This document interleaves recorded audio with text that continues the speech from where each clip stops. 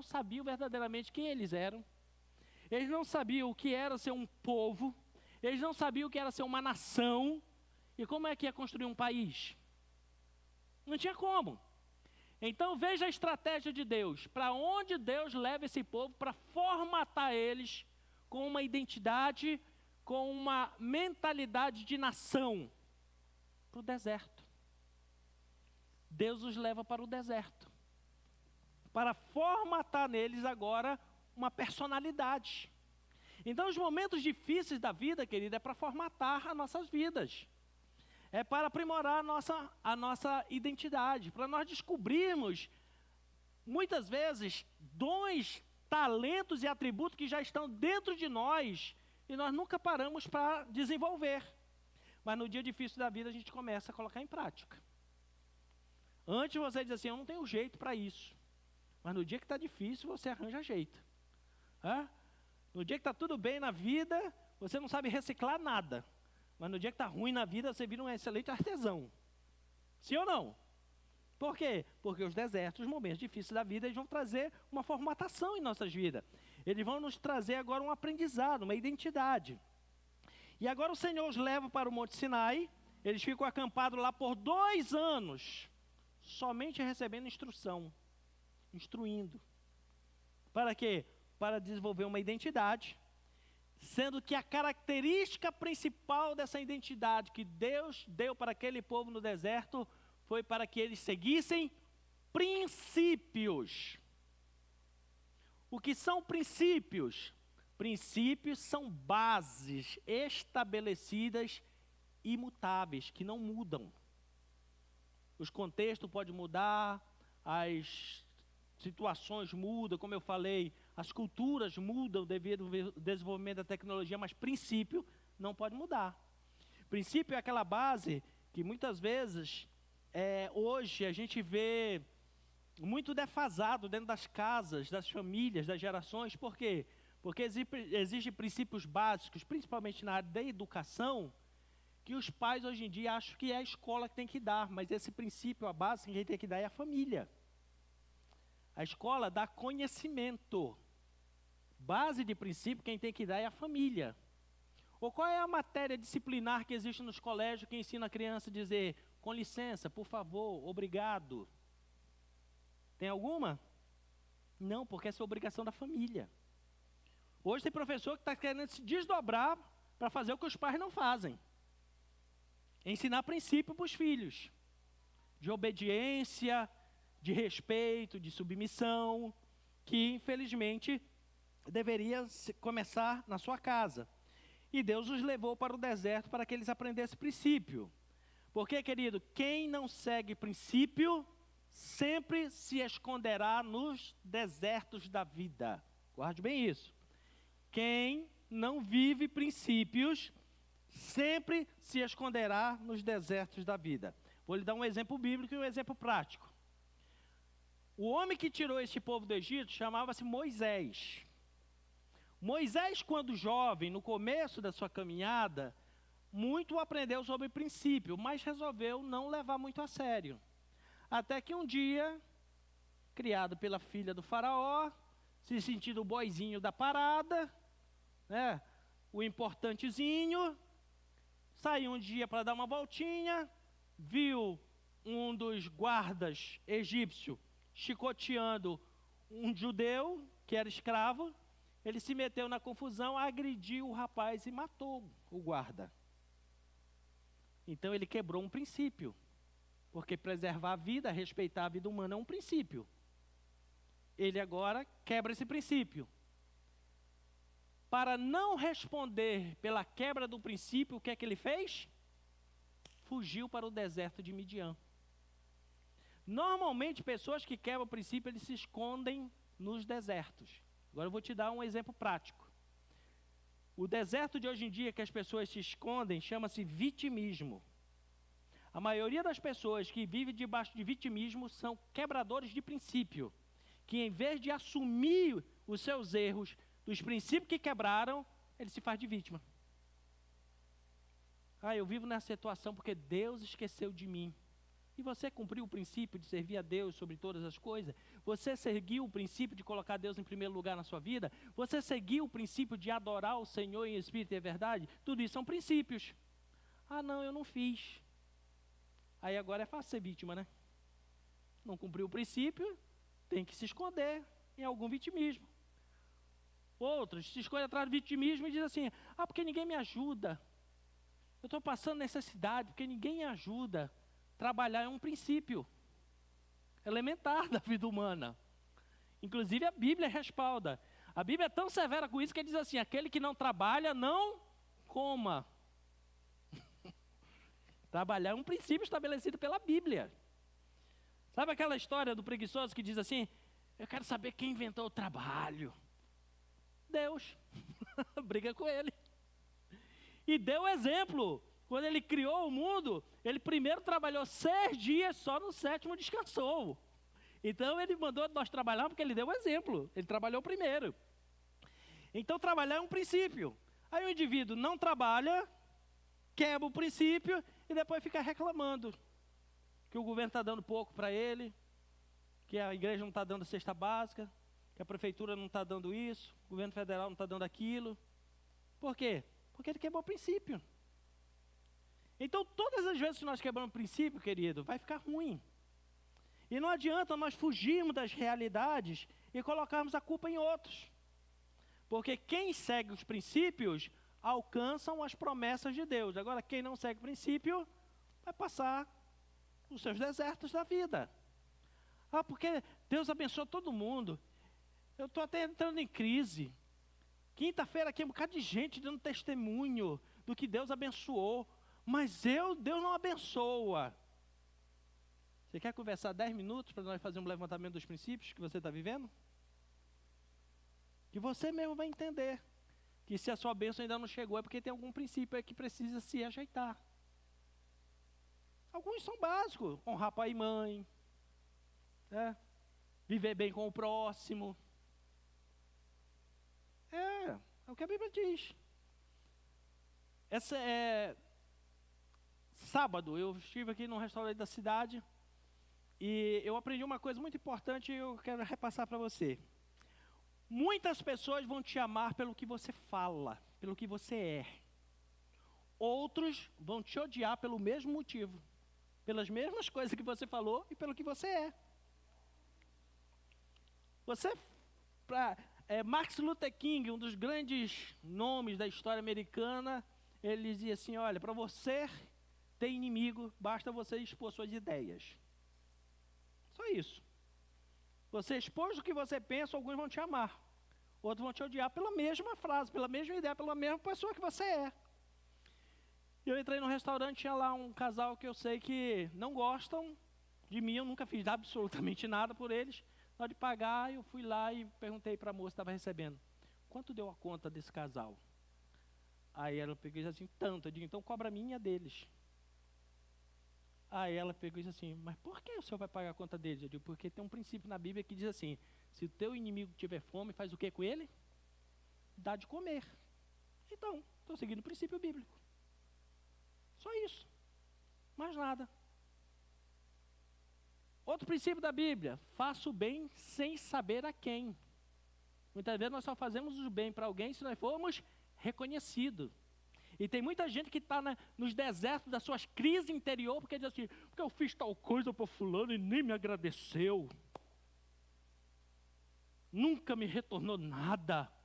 Mas o princípio não é esse. O princípio bíblico não é você fazer para receber agradecimento. O princípio bíblico não é você fazer para as pessoas te aplaudirem. O princípio bíblico é faça o bem sem saber a quem. Como é que a gente pode fazer isso? Por exemplo, eu faço.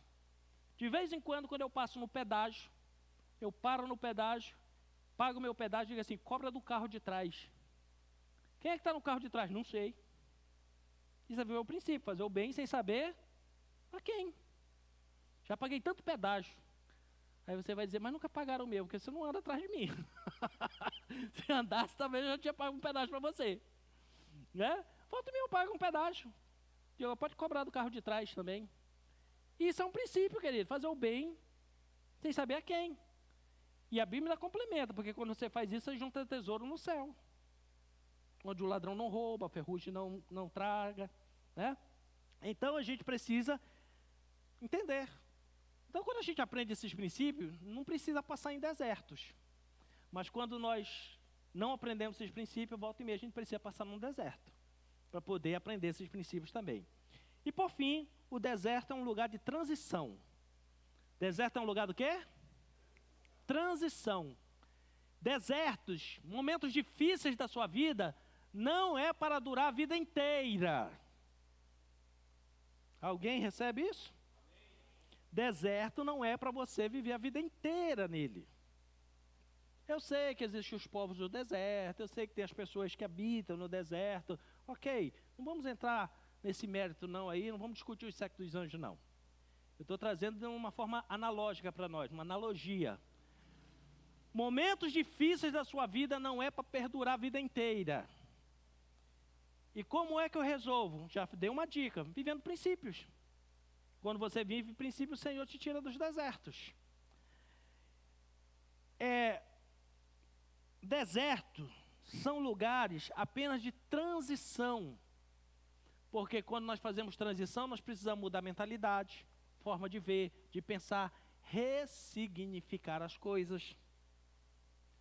Por isso nós passamos momentos difíceis da vida. Porque antes de passar momentos difíceis da vida, nós podemos passar situações tão complicadas, que poderiam ser tão boas, mas nós mesmos estragamos tudo. Antes de você passar por uma determinada enfermidade, você nunca lembrou de orar por alguém que tinha aquela enfermidade. Mas depois que você passou, Jesus te curou, você lembra de orar pelos outros, sim ou não? Sim. Por quê? Porque o deserto mudou a sua mentalidade. Mudou a sua forma de ver, sua forma de pensar. Então você sabe qual é a dificuldade. A maioria de nós aqui não temos parente que é cadeirante.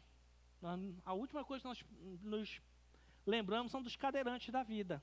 Mas quando você tem um cadeirante na sua casa, que você precisa alargar a porta de banheiro, que você precisa colocar suporte dentro do banheiro, que você não pode ficar todo dia mexendo em móveis, que você tem que deixar os corredores largos e livres, aí você, o resto da vida, vai lembrar dos cadeirantes.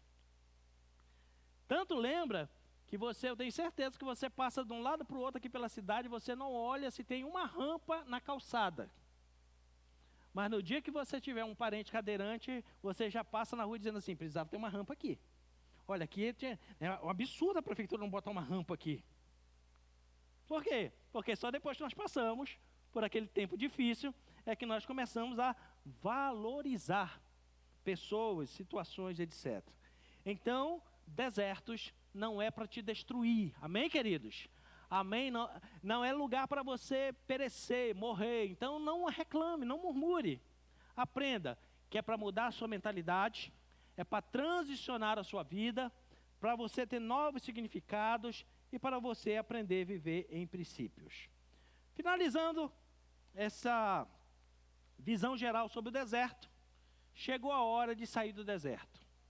Chegou a hora daquele povo de Israel sair do deserto e talvez para nós também hoje aqui, muita gente vai sair de algum deserto da sua vida aí, amém? Você já se preparou muitas vezes para enfrentar um desafio na vida? E quando chegou a hora de fazer, aconteceu tudo diferente do que você pensava? Saiu até, vamos dizer assim, do seu controle? Você pensou e planejou, não, eu vou fazer assim, assim, assim. Quando chegou naquela época, virou tudo. Complicado, né? Assim foi com a nação de Israel. O cenário mudou. Eles saíram, vieram acampando, chegaram nas margens do Jordão, acamparam, se prepararam, e quando eles foram atravessar, sabe o que aconteceu? Uma enchente no Rio Jordão. As águas subiram, começaram a se estender na margem, como se fosse no tempo que era para encher, e não era. Porque o texto diz que era tempo de cega, cega é colheita. A água não sobe na época da colheita, ela sobe antes, para poder preparar a terra para plantar. Depois, quando ela baixa, eles vão lá e colhem. Então eles chegaram para passar na época certa no Jordão, só que chegaram lá, o rio estava cheio, transbordando para todas as margens. O que naturalmente nós fazemos nesses momentos? Você já atravessou um deserto na vida, na hora de chegar a solução, parece que tudo misturou. Não saiu do jeito que você pensou. A tendência, sabe o que é? Parar na frente do rio, murmurar e reclamar. Só que nós aprendemos que o deserto é do tamanho da sua. Se chegar nessa hora e você reclamar, sabe o que acontece? Você volta para o deserto. Agora você disfarça, faz de conta que não é com você que Deus está falando. E diz assim para a pessoa do lado: se eu fosse você, eu convertia a sua língua. Fala para ele assim, disfarça, vai, joga a bucha para ele, joga. Assim, se eu fosse você, eu convertia a língua. Viu? Faz de conta que não é com você a bucha agora, é só com os outros, tá? Empurra para frente. Porque se reclamar, meu irmão, vai voltar para o deserto. E o deserto vai ficar mais distante um pouquinho. Sabe por que o povo passou 38 anos andando em círculo no deserto? Pega o livro de Números para você ver. Meu irmão, não tem um capítulo do livro de Números que termine sem alguém reclamando, sem alguém murmurando. Enquanto eles fizeram isso, foram ficando. Quando chega no livro de Deuteronômio, que todos aqueles murmuradores morreram, que já estava uma nova geração, aí foi que Deus disse assim: pararam, agora vocês vão entrar na terra. Chegaram na beira do rio, o cenário mudou. As águas transbordaram. O Jordão, querido, é um rio extremamente tranquilo. Quando você for comigo lá em Israel, inclusive deixa eu fazer um parênteses aqui, fazer um desafio para você. Ir para Israel. Você tem um sonho de ir para Israel? Então você vai começar a colocar o seu plano em prática. Amanhã você vai numa agência bancária, você vai abrir uma caderneta de poupança e não vai pegar cartão e nem colocar senha. Coloca senha, porque é obrigado na hora e não anota, esquece. E faça um propósito com Deus, que todo o extra que você ganhar, você vai jogar lá. Teve 3 que receberam a mensagem. Eu tenho certeza que Deus vai te abençoar, em tempo muito recorde você vai lá. Eu fiz esse desafio com algumas pessoas. E elas toparam. E temos testemunho de pessoas que talvez você diga assim: ah, pastor, isso é para gente rico. Não, querido. Isso é para quem tem planejamento e alvo na vida. É para quem tem planejamento e alvo na vida. Porque se você ficar esperando, querido, chegar tudo na sua mão, assim, de uma vez só, não vem. Agora, quando você se planeja na vida e vai juntando pouquinho, quando você vê, você conquista qualquer sonho possível na sua vida. Qualquer sonho possível na sua vida você conquista. Então, segura essa aí. Vai amanhã, faz isso. Abre lá com 10, 20 reais, o valor que você tiver, 100 reais, e todo mês vai jogando o valor lá. Se você puder até se adequar, dizer assim, não, eu vou jogar ali mês salário mínimo. Um ano você está com dinheiro suficiente para ir lá. Um salário por mês, se você jogar meio, em 2 anos você vai. É possível, meu irmão. Não só para ir para Israel, mas para outros projetos na sua vida também. Só você ficar reclamando da vida, reclamando, não vai. Tem outros que ainda são mais infelizes ainda, ficam orando para os parentes morrer para receber herança. Esse é o pior ainda. Por isso que eu digo para os meus filhos: olha, eu vou torrar tudo comigo, com a sua mãe viajando, vocês se virem na vida. É sério. Querido, eu não gosto nem de advogar nessa área de família, de sucessões, porque é triste. Vemos pais, mães que passaram apertado na vida, necessidade na vida, para depois os filhos ficarem tudo intrigados, brigando, por causa de herança. Se eu te contar que esse dia apareceram no meu escritório 11 pessoas brigando por 5.800 tendo uma caderneta de poupança, eu não acredito. Tem 5.800, são 11 herdeiros. E tem um já ameaçando o outro de morte. Vai dar um pouco mais de 600 reais para cada um. Aí eu fiquei pensando, por que essa senhorinha não pegou esses 5.800 dela, pegou uma dessas viagens que faz aqui pela cidade e foi passear. Não era melhor? E quer deixar agora 11 filhos intrigados por causa de uma miséria, uma mixaria? Então tem coisas na vida que nós precisamos reorganizar na nossa mente. Quando você reorganizar, você vai ver que vai ficar fácil. Por isso que eu digo, querido, Deus te abençoa. Eu até hoje, quando você não passa por situações, você não assimila direito. Meu pai faleceu já vai fazer 2 anos. A única herança que meu pai me deixou foi caspa. Porque a minha caspa é genética. Foi só. E nem por isso eu deixei de amá-lo. Cuidei dele até o último dia da vida dele. Então não tem as situações.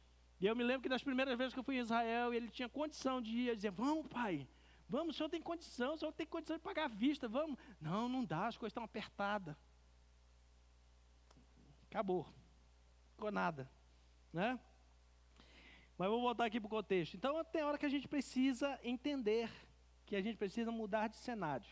Mas como eu falei para você, quando você for comigo lá em Israel, nós vamos passar pelo Rio Jordão. E você vai ver que é um rio calmo, tranquilo, estreitinho. Normalmente nós fazemos um batismo simbólico lá, alguns da forma tradicional, outros como na manda 7 mergulhos, para ver se deixa tudo lá que não presta. Para ver se afoga tudo, logo de uma vez lá. E depois, alguns folgados como eu ainda atravessam de um lado para o outro nadando, porque eu acho que não dá a largura desse prédio aqui, a largura do rio, é coisa pequena. Tá? É bom. E é bem interessante, porque o Rio Jordão é o único rio no mundo que não tem uma nascente na terra. Ele depende da providência de Deus. Você já leu um salmo na Bíblia que diz assim, porque o Senhor ordena a bênção, como que vem lá do Hermon, porque lá no Monte Hermon o Senhor ordena a bênção e a vida para sempre, Salmo 133. Porque é o seguinte, o Monte Hermon é um dos pontos mais altos de Israel e todo ano neva. Acumula o gelo, vai sendo filtrado durante todo o ano pelo monte, e no sopé do monte começa o rio. Se Deus não mandar neve, não tem água no rio. E aquele rio é a base da sobrevivência daquela nação. Por isso que diz que é lá no Hermon que o Senhor ordena a bênção e a vida para sempre. Porque a água traz vida. Então não tem uma nascente, como nós temos aqui, né? Privilégio, nossa cidade então tem privilégio de ter nascentes de grandes rios. Né? Então, você vai ver que é um lugar tranquilo, ter cheia, praticamente é coisa que eles não conhecem. Mas no dia que eles foram sair do deserto, teve inundação. No dia que eles foram sair do deserto para entrar na terra da promessa, mudou o cenário. Saiu do controle. Por isso é que Deus mudou a geração, porque se fosse a geração anterior, tinha murmurado, tinha voltado para o deserto. Deus mudou, agora chegou um povo lá que não estava acostumado a murmurar. E eles só ficaram olhando e diziam assim, vamos ver o que é que Deus vai fazer. E Josué foi buscar o Senhor, e o Senhor deu uma estratégia para ele. Disse assim, chama os sacerdotes, manda eles pegarem a arca, colocar a arca no ombro, e eles vão entrar no Jordão. Eles entraram, e aconteceu o grande milagre. Algumas coisas, querido, vão estar tranquilas na sua vida, até você decidir passar por elas. Mas não tenha medo. São esses momentos que revelam quem realmente nós somos. Ou quem nós precisamos ser a partir daquele momento. Então, se eu preciso vencer o que eu nunca enfrentei, eu vou precisar fazer o que eu nunca... Se eu preciso vencer o que eu nunca enfrentei, eu preciso fazer o que eu nunca fiz. Então, cada novo desafio na sua vida, cada novo obstáculo, é uma oportunidade de você crescer, de você se reinventar, de você aprender mais, de você desenvolver em você dons e talentos. Quantas situações na vida que você fica assim e diz assim, agora foi o fim, eu vou morrer. Pergunto para você, morreu? Porque tu disse que morreu, está aqui, a gente vai começar a mudar a conversa. Não, quantas coisas você ia dizer, agora não teve mais jeito, agora você acabou tudo. Mas resolveu. Por quê? Porque você foi obrigado a fazer aquilo que você nunca fez. Talvez hoje comece para nós uma oportunidade de você começar a fazer algo que você nunca fez na sua vida. Então, se eu preciso fazer o que eu nunca fiz, eu vou te dar algumas dicas. Primeiro, avance na direção em que Deus está operando. Avance na direção em que Deus está movendo. Avance na direção em que Deus está fazendo alguma coisa. Então, o povo, quando chegou lá na beira, eles não olharam para trás, para o deserto, para as reclamações e para os exemplos dos pais deles que morreram tudo lá por causa que eram reclamadores. Eles começaram a olhar e dizer assim, o que é que Deus vai fazer? O que é que Deus está querendo nos ensinar? E na hora que Deus deu a direção, eles começaram a caminhar. Quando as suas tempestades, queridos, se tornarem inundações, você não pode ter medo de molhar os seus pés. Mudou o cenário? Mudou. Não tenha medo, meu irmão, de colocar o pé. Não tenha medo de enfrentar. Não tenha medo de se refazer, de se ressignificar. Não tenha medo, querido. Ah, o rio encheu, transbordou a margem. Vai lá, coloca o pé na água, meu irmão. Não tenha medo. Mas eu nunca fiz isso. Excelente momento para você fazer. Excelente momento para você aprender. A inundação é um sinal que o seu milagre está em processo, meu irmão. Olha, mudança de mentalidade. Olha essa dica para você mudar de mentalidade. Quando os problemas aparecerem na sua vida, em vez de você só pensar o lado ruim do problema, comece a pensar dessa forma. Está em processo o meu milagre. Vou repetir. Está em processo o meu milagre.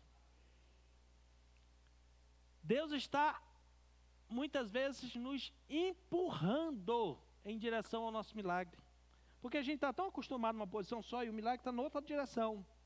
Então Deus permite uma água dessa cheia e aponta para lá e começa muitas vezes a empurrar. Quantas situações nós tivemos que mudar na vida?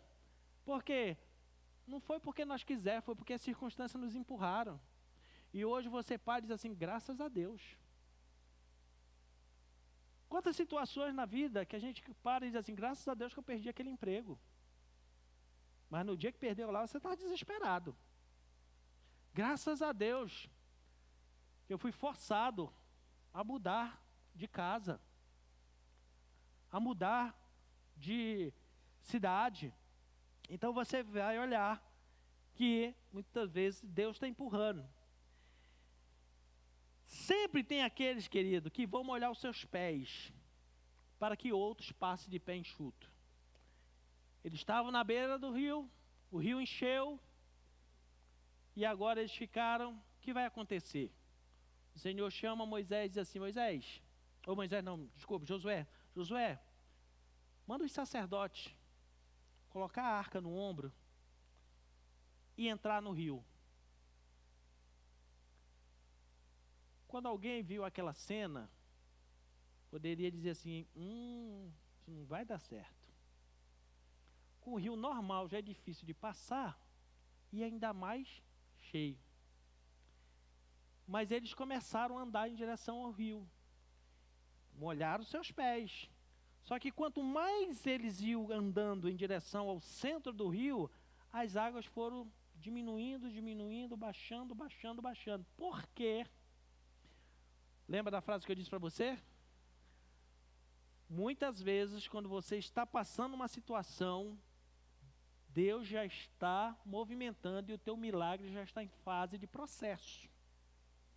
O texto diz que na hora que os sacerdotes colocaram os pés na água, em Adã, que era uma localidade a 32 quilômetros de distância, Deus já estava represando a água. Não foi isso que eu li lá no texto com você? Eu vou ler de novo o texto, lá no comecinho. Josué, capítulo 3, versículo 14 a 17. Tendo partido o povo das suas tendas para o Jordão, levando o sacerdote a arca diante do povo, e quando os que levavam a arca, ou seja, os sacerdotes, chegaram até o Jordão e os seus pés molharam na borda, porque o Jordão transbordava por todas as suas ribanceiras, todos os dias da cega, todos os dias da colheita, pararam-se as águas que vinham de cima, voltaram-se no montão, muito longe, na cidade de Adã. Adã é uma cidade que fica a 32 quilômetros do lugar que eles atravessaram. Quando eles resolveram ver aquele cenário mudado, aquela dificuldade, que eles começaram a andar, mal eles sabiam que a decisão deles em andar, em entrar nas águas, Deus a 32 quilômetros já estava promovendo o milagre deles. Porque o nome Jordão significa aquele que desce. O rio Jordão, por ele começar no Monte Hermon, lá em cima, nas montanhas, e desaguar no Mar Morto, que está a 400 metros abaixo do nível do mar, é um dos pontos mais baixos da terra, é um rio que só desce. Ele não tem, como os rios aqui no Brasil, principalmente quem é lá do norte, como eu, da Amazônia, tem o fluxo das águas, enche e baixa, enche e baixa. São 6 horas e 20 minutos enchendo, 6 horas e 20 recuando. O Jordão não. Por ser um rio diferente, uma provisão de Deus, o nome Jordão significa aquele que desce. Ele só desce. O que Deus fez, o povo querendo passar aqui, quando eles colocaram o pé, Deus já estava a 32 quilômetros antes fazendo o quê? Puxando a água de volta. E fazendo uma parede. E começou a ficar seco dali para frente. E quando os sacerdotes entraram, eles molharam os pés.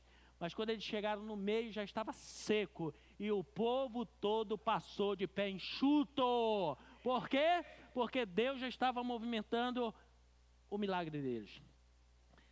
2 coisas eu preciso te dizer com isso. Muitas vezes na vida você vai ter que molhar os pés para alguém passar de pé enxuto. Vai ser o seu clamor, vai ser a sua intercessão, vai ser a sua decisão, vai ser o seu propósito, vai ser a sua oferta, vai ser o seu posicionamento que vai abençoar outros para passar de pé enxuto. De outros serem vencedor no futuro. É a decisão que você toma de enfrentar, de colocar o pé nas águas.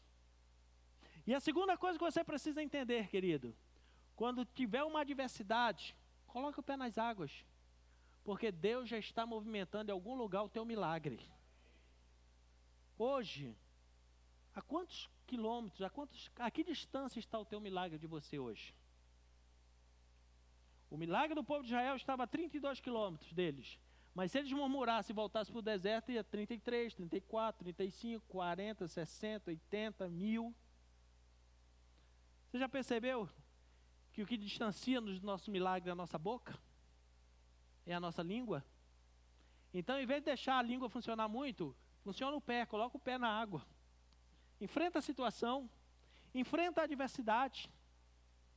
Porque na hora que você enfrentar, querido, muitos outros serão abençoados, beneficiados por aquilo que você fez, pela decisão que você tomou na vida. Então isso é muito importante, nós tomarmos esses níveis de decisões. Porque, querido, aquilo que você carrega, guarde bem o que eu vou lhe dizer, o que você carrega autoriza a conquista do lugar que você está pisando. O que você carrega com você é o que autoriza a tua conquista. Agora, se o indivíduo é vazio, não carrega nada consigo, ele está autorizado ao quê? Nada. Uma pessoa que estudou, se esforçou, tem lá as suas graduações, suas pós-graduações, seus cursos, ele está carregando sobre ele títulos, autoridade. Quando ele chega em um determinado local, ele sabe solucionar alguns problemas. Por quê? Porque tudo que ele está carregando sobre ele, ele autorizou a resolver aquela situação. Mas isso não só no campo acadêmico, no dia a dia. Da sua luta, do seu esforço. Tem pessoas aí que não tiveram a oportunidade de estudar nada, mas foram pessoas tão corretas, bem-sucedidas, pessoas que sabiam fazer determinadas coisas, e quando eles chegavam, que falavam alguma coisa, a experiência era a autoridade que eles carregavam no ombro. As pessoas paravam e ouviam, e reconheciam que estava certo. Por quê? Porque aquilo que você carrega, querido, nos seus ombros, é que vai autorizar no lugar que você está pisando. Os sacerdotes, eles carregavam a arca do Senhor no ombro. A arca era símbolo da presença de Deus. Ou seja, eles carregavam a presença de Deus, por isso eles estavam autorizados a pisar nas águas e as águas têm que voltar no seu curso. O que você carrega com você, querido, é o que vai autorizar você.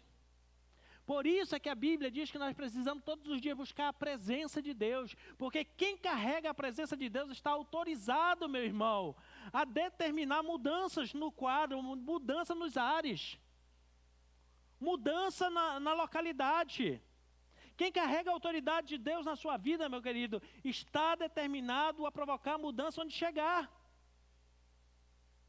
Ontem aqui mesmo na Rede Jovem nós ouvimos algo muito interessante sobre Abraão.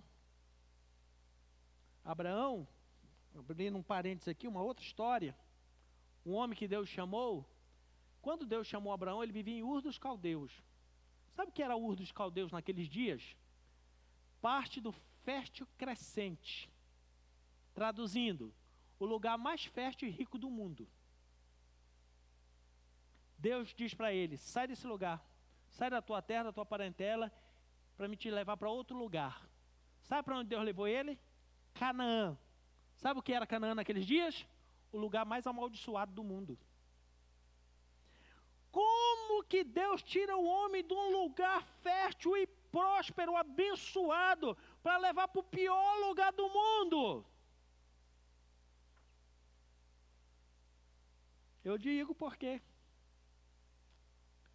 Porque não são os lugares que têm que transformar as pessoas, são as pessoas que têm que transformar os lugares. Canaã era o lugar mais amaldiçoado do mundo por causa da história de Noé. Por causa do filho de Noé, que Noé bebeu, o filho lá fez uma exposição dele, ele amaldiçoou o filho e aquele lugar ficou amaldiçoado. Deus tira Abraão do melhor lugar do mundo e coloca no pior para transformar aquele lugar. A partir do dia que Abraão chegou, mudou a história do lugar. Não está escrito na Bíblia, mas os sábios em Israel dizem que quando Abraão chegou em Canaã, fazia 100 anos que não chovia. No dia que ele pisou lá, choveu. No dia que ele pisou na terra, choveu, 100 anos depois. E se você acha que isso não se repete nos dias de hoje, você pode, eu acho até talvez você ache até no YouTube ainda, a história de um missionário americano que chegou num deserto lá na Nigéria. A mesma coisa. Era um deserto na Nigéria que fazia 50 anos que não chovia. No dia que ele chegou lá para ser missionário, choveu. E os aborígenes, que seriam os nativos do lugar, começaram a olhar para ele e dizer assim, quem é esse homem? Tinha alguns que nunca tinham visto chuva. Quem tinha menos de 50 anos de idade nunca tinha visto chuva. E assim, como é que... Começaram a querer até endeusar ele, chamar ele até de Deus. Ele, não sou Deus não, sou só o representante dele. Por quê? Porque na hora que ele chegou, mudou o lugar. Quando nós carregamos a presença de Deus, querido, onde você chega, muda o lugar. Muda o ambiente do lugar. Muda os céus do lugar. Lugar de tragédia, ruína, briga, confusão, você chega lá. Se você tem a presença de Deus, você chega lá e diz assim, boa tarde. Calma. Você chega logo, está aquele alvoroço, aquele negócio todo, diz assim, calma, eu vou fazer uma oração. Muda ou não muda o ambiente? Na hora. Você chega lá carregando autoridade assim, em nome de Jesus. Quando você usa esse nome, até os demônios, cala a boca. Eles obedecem, eles tremem. Isso tanto a Bíblia fala como na prática acontece. Porque a autoridade que você carrega nos seus ombros, querido, é o que vai fazer a conquista do lugar em que você está pisando. Sem a arca, querido, sem a presença de Deus, você pode estar até caminhando. Mas quando você carrega com você a presença de Deus, você não está apenas caminhando, você está conquistando. Cada passo que você der é uma conquista na sua vida. Cada lugar que você chega é uma conquista para você. O que diferencia, naquele momento, era que os sacerdotes estavam carregando a arca. E o povo estava carregando a sua bagagem.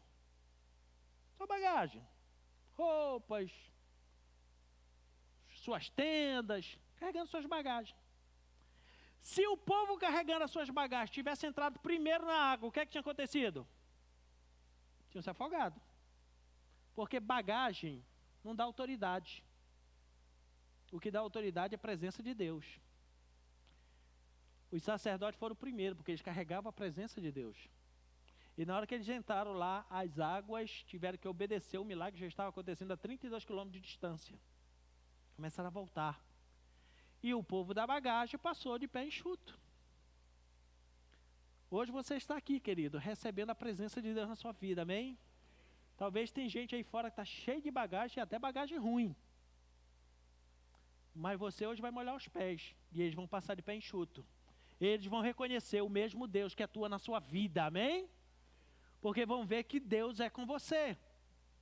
Então vem a transição. A transição do deserto para a promessa só acontece em movimento. A transição para você sair do deserto, para sair de um tempo difícil, só acontece na sua vida em movimento. Querido, deixa eu dizer uma coisa. Se você achar que vai ficar parado, esperando Deus fazer alguma coisa por você, sinto muito em lhe avisar. Mas Deus só trabalha em movimento. Deus não trabalha em parasita. Aí você vai disfarçar de novo agora, para o clima não ficar tenso. Vai olhar de novo para o seu irmão e dizer assim, ele conhece você? Pergunta assim para ele, ele conhece você?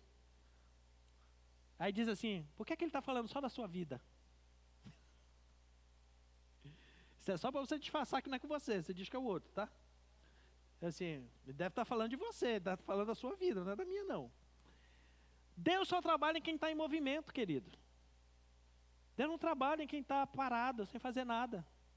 Lembra da pesca maravilhosa? Está todo mundo dentro do barco, parado. Ah, já pescamos a noite toda, estamos cansados, esperando só o vento bater na vela e levar o barco para lá. Eles tinham alguma coisa dentro do barco? Nada. O Senhor grita de lá assim, ei, vocês têm alguma coisa para comer? E eles respondem, nada. Aí Deus diz assim, está bem parado desse jeito aí? Faz o seguinte, peguem a rede e joguem. Joguem para o lado direito. Está vendo? Deus manda sempre para a direita. Aí joga para a direita.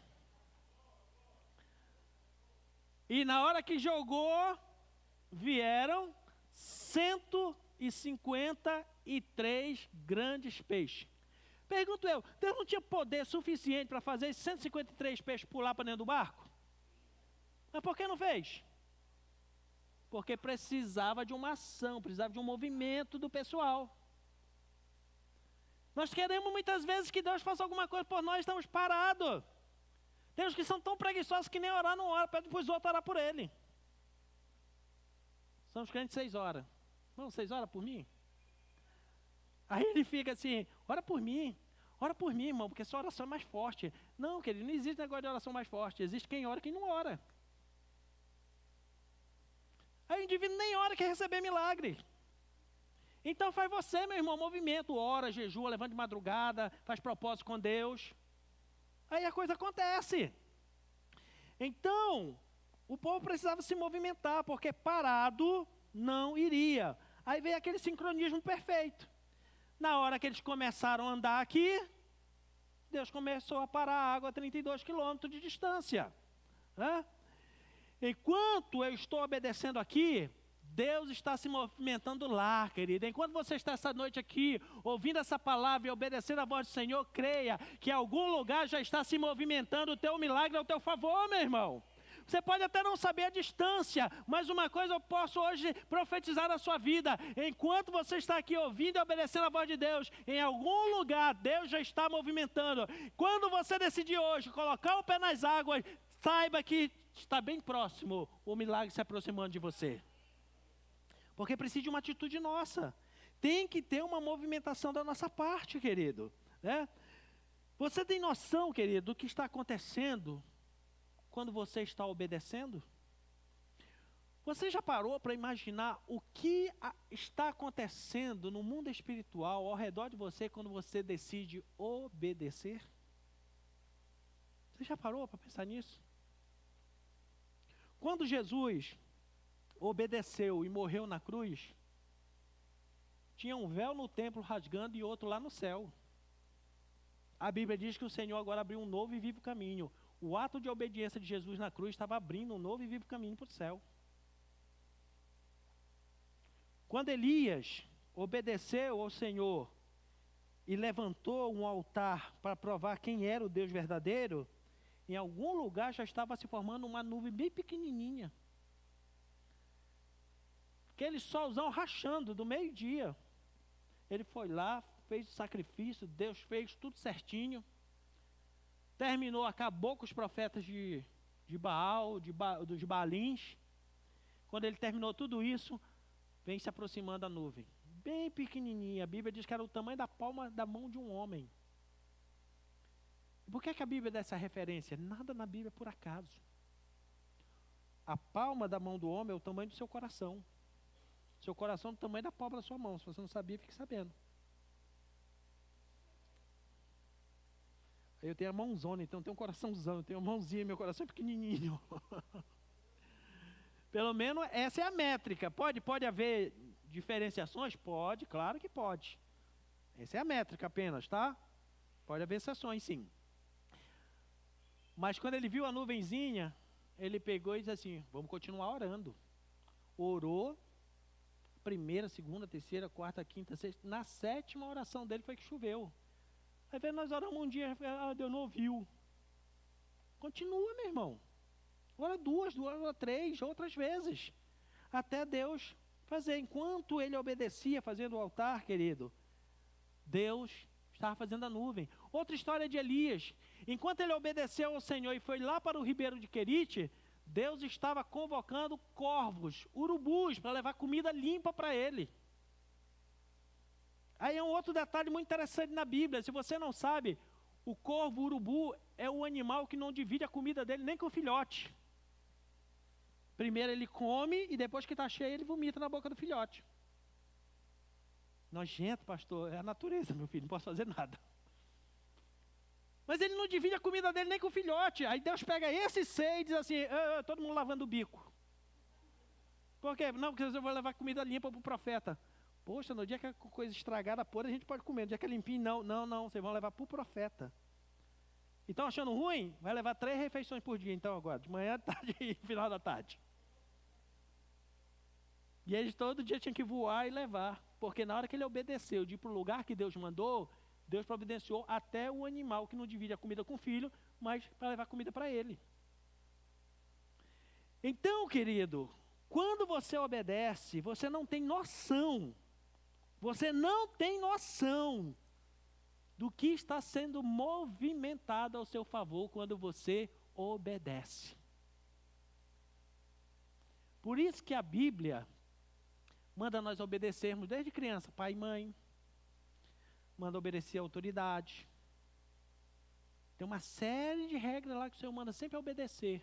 Porque a obediência provoca o seu milagre. Você não tem noção, querido, que quando você obedece, quando Deus manda você fazer alguma coisa, você obedece, você não tem noção do que Deus está movimentando a seu favor. O que está mexendo no mundo espiritual a seu favor. As minhas atitudes de obediência, querida, afetam o próximo estágio da minha vida. O que você obedece a Deus hoje, constrói o próximo estágio da sua vida. Agora, se eu desobedeço hoje, estraga o próximo estágio da minha vida. A regra é uma só. Quando eles obedeceram e colocaram os pés, querido, eles estavam permitindo que as gerações futuras conquistassem aquela terra, habitassem naquela terra, que se tornassem donos daquela terra. Então, querido, seu ato de obediência faz Deus interferir ao seu favor. Qual a distância do seu milagre? A que distância está o seu milagre? Talvez eu e você não temos uma resposta, mas temos uma dica hoje. Hoje Deus quer tirar você desse deserto, através de um milagre. E a distância do seu milagre está do seu nível de obediência. Na hora que você obedecer e colocar o pé na água, o milagre já está em algum lugar.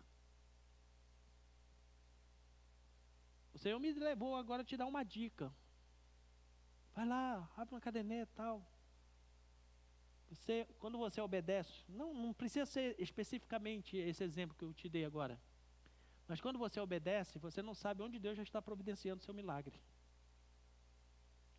Hoje você olha com olhos humanos e diz assim, é impossível, mas eu vou obedecer. Na hora que você obedece, Deus já está providenciando o milagre em algum lugar. Em algum lugar já está providenciando. A quantos quilômetros eu não sei, mas está se aproximando de você. Quando os discípulos de Jesus obedeceram uma outra vez, Jesus disse assim, olha, pegue o barco e atravessem, eu vou ficar aqui orando. E veio uma grande tempestade. Jesus saiu andando sobre as águas e foi encontrar com eles. Na hora da tempestade, o milagre deles estava a 5 quilômetros deles. E chegou na hora exata. Há 2.000 anos atrás, a distância de 2.000 anos atrás, Jesus morreu na cruz do Calvário. Já aconteceu lá. Para quê? Para que você experimentasse a vida de Deus hoje, aqui neste lugar. A alguma distância está o seu milagre, mas entre pelo caminho da obediência. E eu quero finalizar essa palavra hoje, querido, dizendo para você que chegou a hora de você deixar o deserto para trás. Amém? Chegou a hora de você deixar esse tempo de agonia na sua vida. Chegou a hora de você deixar esse tempo de achar que você nasceu para sofrer. Nasceu para ser infeliz. Está na hora hoje de você virar essa chave na sua vida. De achar que a vida só dá certo para os outros, para você não dá certo. Que para você não tem caminho. O Espírito de Deus me diz que a pessoa que chegar hoje nesse lugar diz assim, eu vou porque me convidaram para ser gentil, eu vou. Mas você sabe que Deus está falando com você desde o começo dessa palavra. Você não nasceu para ter uma vida inteira no deserto. Deus te trouxe hoje aqui para corrigir uns princípios. E na hora que você obedecer a correção desses princípios, Deus vai tirar você do deserto. Você precisa sair da posição que você está, colocar o pé na água e dizer, Senhor, se é para molhar o pé, eu molho. Se é para entrar na água, eu entro. Se é para caminhar do jeito que o Senhor falou, eu caminho. E mal você sabe que tem milagres ao seu favor que estão presos aí há muito tempo em algum lugar. Mas na hora que você obedecer, vai começar a se desatar o teu favor. E você vai testemunhar as maravilhas do Senhor. Hoje, essa palavra é muito propícia para nós. Porque hoje em Israel está havendo a virada do ano novo judaico. Aí você vai dizer, mas isso tem a ver o que conosco, pastor? Não sou judeu, a nossa virada de ano aqui é dia 31. Deixa eu dizer uma coisa para você. O povo de Israel, ele segue o calendário da Bíblia. E hoje, biblicamente, está se fechando um ano e começando um outro. Hoje em Israel, eles estão entrando no ano 5.783. Essa seria a idade de Adão, se ele tivesse vivo até hoje. Hoje nós estaríamos cantando parabéns para Adão pelos seus 5.783 anos. Porque eles contam o ano novo pelo aniversário de Adão. E eles fazem algo chamado Shana Tová, que é um feliz ano novo, um ano novo abençoado para você. Por que eu estou dizendo isso? Porque eles aprenderam algo que eu e você precisamos aprender. Qual? Todo tempo como esse é uma oportunidade de zerarmos as contas e começarmos de novo. De zerarmos os problemas e começarmos algo novo. Nós brasileiros, na virada do ano, que fazemos? Um Réveillon, soltamos fogo, bebemos todo, enchemos a cara e ficamos com dívida para janeiro. Não é isso? Compre agora e só pague no ano que vem. Aí você sai comprando tudo em dezembro. Aí a ceia e fica devendo para janeiro. Lá eles não fazem isso. Sabe o que é que eles fazem? Eles pegam esse dia e nos próximos 10 dias, eles fazem 10 dias de arrependimento. Param e começam a analisar tudo que fizeram no último ano. E aquilo que eles fizeram de errado, eles vão anotando. Pedindo perdão a Deus. O que eles fizeram contra as pessoas, ou as pessoas fizeram contra eles também anotam. E daqui a 10 dias eles vão ter o dia de Yom Kippur, que é o dia do perdão. E aí eles pegam aquela listinha e pedem perdão para todo mundo. Pedir perdão é zerar a conta espiritual. E aí eles começam um ano novo. Começam uma vida nova, uma oportunidade nova. Quando o povo saiu, quando chegaram no Jordão, que saíram do deserto para entrar na terra prometida, eles estavam inaugurando um novo tempo na vida deles. E eu quero convidar você hoje para começar uma nova etapa na sua vida. Zerar algumas coisas e começar uma nova etapa de Deus na sua vida. Talvez a última coisa que você esperava ouvir hoje era isso, que você precisa começar uma nova etapa na sua vida. Eu não vou te iludir dizendo que na próxima etapa você não vai ter problema, dificuldades. Mas o bom é que nessa nova etapa, se você ouvir essa palavra, você tem a oportunidade de começar com nova mentalidade. Outra forma de pensar. Outra forma de agir. Eu quero convidar você hoje para fazer o que aqueles sacerdotes fizeram. Colocar o pé nas águas. Para que outros que vierem depois de você, da sua casa, da sua família, dos seus amigos, passem a pé enxuto, sendo abençoado pela sua atitude hoje. Aquele povo, querido, o que eles fizeram?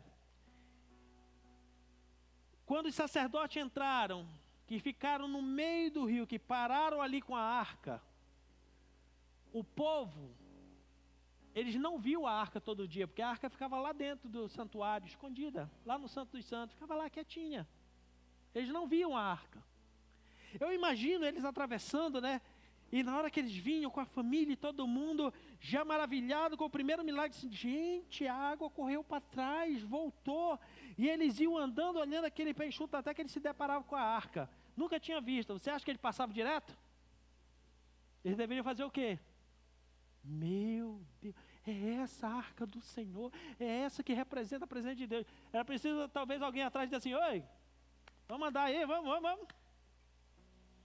É preciso os organizadores talvez ficar lá na frente dizendo assim, tá bom, admira, mas vem andando, porque senão, até passar 2 milhões de pessoas, demorou um dia para atravessarem um rio, querido, dessa largura, porque eles ficavam admirados em ver a arca, em ver que os sacerdotes que molharam os pés, facilitaram o caminho para eles passarem de pé enxuto.